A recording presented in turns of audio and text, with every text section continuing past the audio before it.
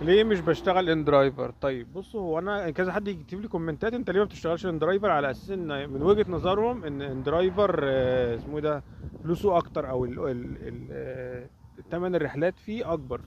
اولا انا عاوز افهمكم بس دي خدعة. يعني ايه؟ دلوقتي انت لما بتبقى شغال ان درايفر ودي مع بعض، انا ساعات بشتغل كده، يعني انا عندي الاثنين على طول مفعلهم وشغالهم مع بعض. لما بتشتغل ان درايفر ودي ساعات تلاقي نفس الشخص طالب هنا وطالب هنا. تمام. فلما يبقى طالب هنا وطالب هنا، بتلاقي ان هنا في اندرايفر تمن الرحلة اعلى، وفي دي تمن الرحلة اقل. اولا في اندرايفر بيظهر لك تمن الرحلة بالعمولة، مش من غير العمولة، بيظهر لك تمن الرحلة بالعمولة.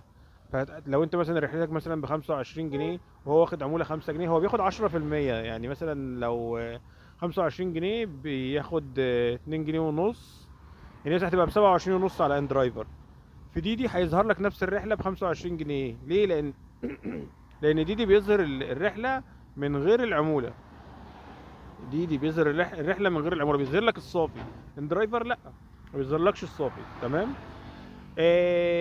ناس هتقول لي طب هي مثلا العموله في درايفر حوالي 10% تقريبا، وتقريبا باللي بيدفع بالضريبه مش عارف ايه بتوصل ل 12%.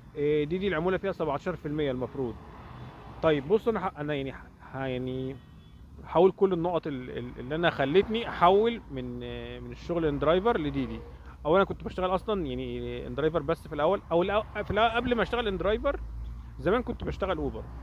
الكلام ده مثلا من حوالي 7 8 سنين او اكتر كمان. كنت بشتغل اوبر بالموتوسيكل. بعد كده لما جبت عربيه، كنت جايب عربيه لادا 2107، فما كانتش مقبوله في غير ان درايفر، فدي كانت اول معرفتي بان درايفر، فكنت بشتغل غصب عني، يعني هو ده المتاح بالنسبه لي. بعد كده لما جبت لقيت الموضوع العربيه مش مناسب معايا، فجبت موتوسيكل. لما جيت اشتغل موتوسيكل اشتغلت ان درايفر زي ما انا متعود، قعدت فتره شغال ان درايفر، وبعد كده جربت اسجل في ديدي.